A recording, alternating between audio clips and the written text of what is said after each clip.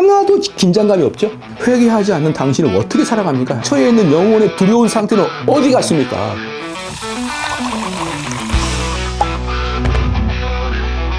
좀 알아볼 것은 전도하는 방식이에요. 전도하는 방식이 여러모로 어려운 상태에 빠져 있다. 물론 전도 자체를 안 하는 게 더 큰 문제인데, 전도하는 방식의 잘못된 방식이 결국은 잘못된 성도들을 교회에 끌어모으게 되는 것이고, 그래서 교회 안에 불신자들을 가득 채우게 되는 그런 원인이 전도하는 방식, 그리고 그것을 전도를 하지 않더라도 그 방식에 입각한 신학적 관점으로 교회를 끌어가기 때문에 교회는 성도들이 아니라 불신자로 가득 들어오게 되어 있는 구조가 지금 한국 교회의 모습이거든요.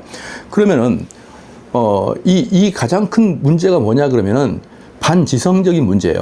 반지성주의. 이 반지성주의가 가장 큰 문제인데, 왜 반지성주의가 가장 큰 문제냐면, 인간에게는요 지정의라는 게 있어요. 지정의가 있는데, 우리의 감정과 우리의 의지를 움직이기 위해서는 이 지식적인 면이 탁월해야 되거든요. 탁월해야 되는데, 이 감정적인 면이 이 감동을 받지 못하거나 의지의 그 발동이 유발되지 않는 것은 이 지식적인 면이 너무 낮아서 사람들 마음을 못 움직이고 있는 거거든요. 그래서 그걸 반지성주의라고 그러고, 이 반지성주의가 사실은 한국 교회에 지나치게 팽배하고, 많은 사람들이 그러잖아요. 저 사람 머리로만 신앙생활하네, 가슴이 뜨겁지 않네, 이런 이야기가 너무나 많거든요. 저는 우리 많은 시청자들에게 말하고 싶은 게 뭐냐면은, 신앙이 있건 없건 간에 좀 지성인이 되자, 최소한 성경에 있어서만큼은 좀 남들이 야, 너 지성적인 사람이냐라고 말할 정도로 지성적인 것을 많이 노력을 해야 됩니다. 그래야만 그게 흘러넘쳐서 감정과 의지를 자극시켜서 그것을 우리가 이제 행동으로, 삶으로 보여주게 되는 원인이거든요. 많은 사람들이 많이 알아도 행동하지 않는다 그러는데, 사실은 제대로 알지 못하기 때문에 행동을 못하는 거예요. 근데 그 시작 단계가 바로 전도에서부터 시작이 되거든요.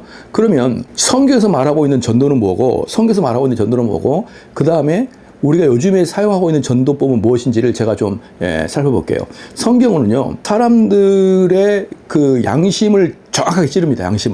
양심이 어디 보냐면 이 감정적인 면이 있잖아요. 이 감정적인 면이 있기 때문에 양심을 정확하게 타겟을 가시고 찍기 위해서는 항상 지성적인 것을 먼저 고려가 돼야 되는 거예요. 그래서 이 지성적인 것은 뭐냐면, 성경을 많이 안다, 적게 안다는 개념보다는 그 자신에 대해서 정확하게 꿰뚫어 볼 수 있는 그 지성이 필요하거든요.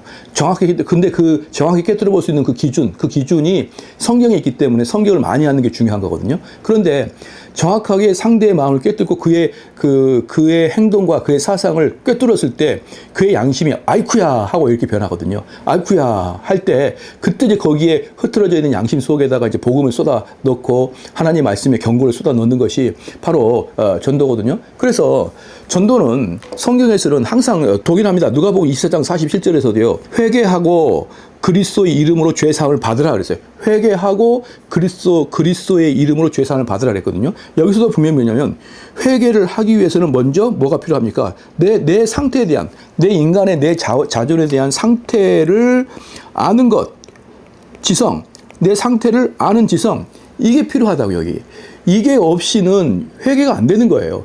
회개가 없는 상태에서 교회에 막 쓸려 들어오는 거예요.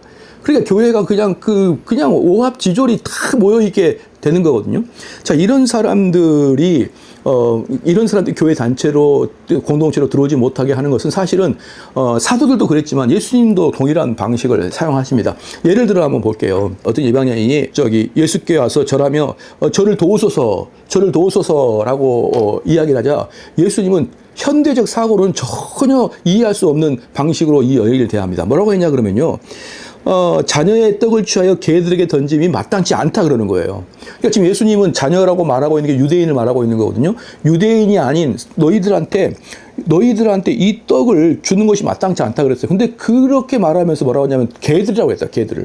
개들에게 이 떡을 취하는 게 마땅치 않다 그러는 거예요. 그러니까 지금 이 상태는 뭐냐 그러면, 그 여인의, 그 사람의 그 강팍한 심령을 찌르고 있는 과정이었거든요. 그 방식이 자세히 막 설명을 제가 못 드리겠습니다만은, 그 여인이 그냥 쉽게 주님 나를 도와주셔서 뭐가 필요해, 이게 아니었다고. 이게 그렇게 오는 사람들이 일단 딱 브레이크를 거는 게 주님의 특징이고, 내가 그 떨어진 붓으로도 줄 수 없다 라는 식으로 이야기하자, 이 여자가 말하면 옳소이다마는 개들도 제 주인의 상에서 떨어지는 부스러기를 먹나이다. 그 부스러기 좀 주십시오라고 하니까 예수께서 여자여 네 믿음이 크도다. 네 소원도 되리라 그랬거든요. 그러니까 우리 주님은 어떤 사람들에게 복음을 전할 때 그 사람이 갖고 있던 어떤 자존감이라고 할까요? 그런 그 자기만의 그 강력한 이런 것들을 먼저 허물어뜨리고 그 사람에게 율법과 복음을 통하여 그 사람 속으로 침투한단 말이에요. 이게 전도지요. 이게 전도 아닙니까? 그건 또 있어요. 마가복음 10장 17절부터 보면요. 부자 간원이 나와요. 젊은 부자 간원이. 젊은 부자 간원이 와가지고, 선생이여, 내가 어찌하여 영생을 얻을 수 있습니까? 라고 물어보거든요. 내가 어떻게 하면 천국 갈 수 있습니까? 내가 어떻게 하면 영원한 삶을 살 수 있습니까? 이렇게 정말 진지한 질문을 하고 있는 거예요. 여러분, 이 사람이 누굽니까? 젊죠. 또 부자죠. 또 공부를 잘해서 관원이죠. 이런 식의 아주 고퀄리티를 갖고 있는 사람이 어느 날 목사님 찾아와서, 밤에 찾아와서 목사님, 내가 어떻게 해야 구원받습니까? 이렇게 질문하는 것도 이 세상에 없죠. 지금 이 시대에는 이런 사람도 없어요. 근데 만약에 이런 사람이 목사님 찾아와가지고, 목사님, 어떻게 해야 내가 구원받습니까? 이렇게 오면은 많은 목사님들 어때요? 와, 형제여, 당신 같은 믿음이 있는 사람을 못 봤나이다. 당신이 이렇게 고민한 거 보니까 이미 하나님이 당신과 함께 하시더래. 이렇게 비지성적으로 간단히 들어가거든요. 근데 주님은 그렇지 않아요. 스톱을 시킵니다. 잠깐 멈춰봐라. 너 율법 다 지켰냐? 그랬더니 이 젊은 관원이 뭐라고 합니까? 내가 어릴 때부터 다 지켰다 그래서 다 지켰다. 내가 계명을 안 하니 살인, 간음, 도적질, 거짓 증거 10계명을 쭉 우리 주님이 말씀을 했거든요. 그러니까 내가 그것을 어려서부터 지켰나이다라고 이야기를 했어요. 그럴 때 이제 마가복음 10장 이제 21절에 우리 주님이 그를 사랑하사 그랬거든요. 그를 사랑하면 안아줘야 되죠. 그런데 더 큰 어려움을 주는 거예요. 뭡니까? 너의 재산을 팔아서 다 나눠주고 나를 따르라 그랬거든요. 왜? 그 사람은 그걸 제일 사랑하기 때문에. 그래서 이 젊은 간원이 슬피 울고 가버렸어요. 성경에는 그 다음에 이 젊은 간원이 주님을 찾아왔던 이야기가 없어요. 그러니까 이 만약에 우리가 그 이제 뒤의 이야기는 잘 모르겠지만 만약에 성경대로만 본다 그러면 우리 주님을 찾아와서 영생에 대한 문제를 질문한 그 젊은 간원을 그냥 내보내는 거예요. 내보냈습니다. 왜? 그 사람은 자기의 양심에 직면하지 못했기 때문에. 그러니까 계속 그러거든요. 만약에 예를 들어서 이런 전도법이 막 수두룩합니다. 근데 시간 관계상 몇 가지만 더 한다 그러면 여러분 잘 아다시피 사도행전 2장에 오순절 설교할 때 베드로의 오순절 설교할 때도 어떻습니까? 너희 그 사람들이 유대인들이 그렇게 많았거든요. 그때 그 베드로가 설교했던 것이 뭐냐 그러면 예수를 너희가 죽였는데 그 사람이 하나님 아들이고 그 사람이 부활했다. 너희들 어떡할 거야? 이게 베드로의 설교였어요. 니네들 몰랐겠지만 그분을 죽였는데 하필이면 그분이 예수님이고 그분이 다시 살아나신 분이고 너희들 이거 어떡할 거야?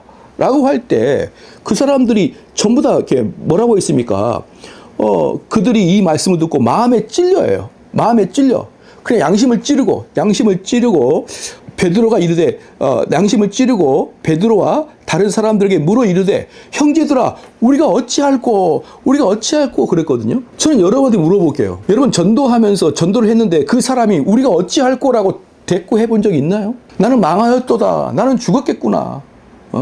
부스러기라도 좀 주십시오. 자, 이런 식으로 전도가 되나요? 그러니까 지금 제가 보는 전도는 완전히 성경에서 나오고 있는 전도랑 그런 형태가 지금 한국교회에서 사라지지가 오래입니다. 뭐 어딘가에서 한두 명 그럴 수 있겠지만 전반적으로 말하고 있는 거예요. 전반적인 모습에서 저는 이렇게 전도하는 방식을 요 근래 본 적이 없다. 뭐 좋은 말로 요 근래지 옛날부터 그런 방식을 본 적이 저는 없어요. 제가 모태신앙이기도 하지만 그런 반적이 없습니다. 그러면 제가 요즘에 유행하고 있는 이 사형리나 또 기타 여러 가지 뭐 브릿지 전도법 제가 간단하게 그 원리를 한번 설명을 해볼게요.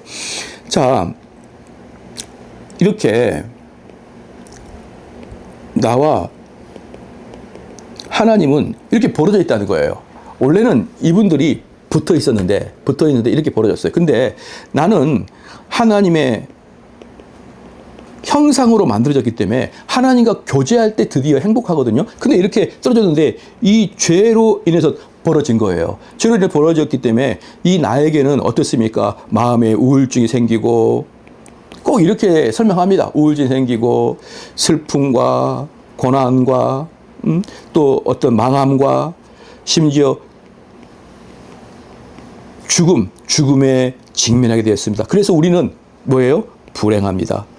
이 불행한 원인은 전부 다 하나님과 관계가 떨어졌습니다. 그래서 우리는 이 불행을 해결하기 위해서, 나의 문제를 해결하기 위해서 내가 돈도 벌어보고, 내가 명예도 차지해보고, 내가 쾌락도 차지해보고, 내가 절가에도 가보고, 내가 점도 쳐보고, 다 우리 인간의 노력으로 한다고 해도 이곳에 도달할 수가 없었어요. 우리 인간의 수많은 노력은 우리를 하나님께 도달시키지 못해서 결국은 우리가 불행을 떨칠 수 없습니다. 그러나 하나님께서 우리를 사랑하셔서 우리에게 방식을 주셨는데, 바로 브릿지, 다리를 놓아서 예수 그리스도라는 이 브릿지를 놓고 내가 이 예수님을 만나서 이렇게 할 때 여기서 행복과 기쁨과 소망과 죽음에서 부활함과 이것들이 발생하게 되므로 우리는 행복하게 된다라는 것이에요. 그래서 예수님을 통해서 우리가 이 땅에 넘어올 때 우리는 이렇게 사람이 됩니다. 형제요, 당신은 이쪽에 있기를 원합니까? A에 있기를 원합니까? 형제, 당신은 B에 있기를 원합니까? 저는 B에 있기를 원합니다. 아, 그래서요? 그럼 형제요, 내 기도를 따라 하십시오. 내 기도를 따라하겠습니다. 하나님, 나는 지금까지 내 뜻대로 살았습니다. 내가 주인 돼서 내 뜻대로 살았습니다. 난 그러나 하나님이 이렇게 중요한 분이 몰랐는데 내 마음에 공허하고 슬펐던 이유가 하나님과 떨어져 있음에 대해서 내가 몰랐습니다. 하나님, 그러나 내가 오늘 이 복음을 들었으니 내가 하나님 편에 거하겠습니다. 내가 주님을 영접합니다. 오, 형제요, 오늘 당신은 구원받았습니다. 여러분, 하나도 긴장감이 없죠? 양심의 가책이 하나도 없죠? 이게 현대 전도법입니다. 이래 가지고 불신자만 가득 모아내는 게 현대 전도법이에요.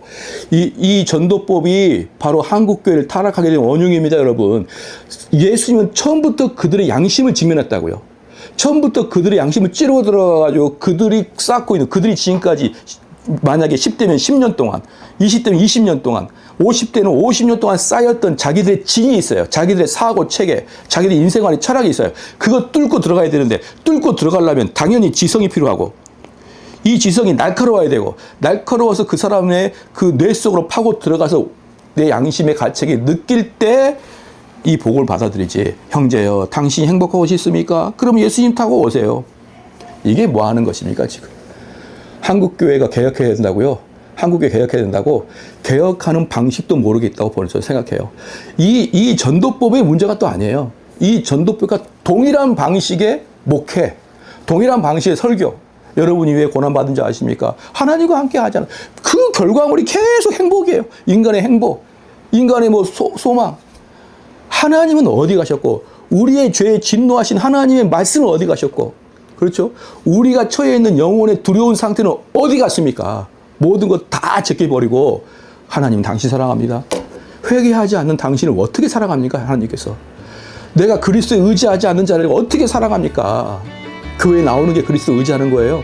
이런 방식으로 하면서 수많은 교회가 간단한 전도법을 통한 전도, 또 그와 같은 방식의 목회 철학, 이런 것들이 한국교회를 소용돌이에 빠지게 했습니다. 신속하게 이 잘못을 많은 사람이 알아야 되고 빠져나와야 됩니다.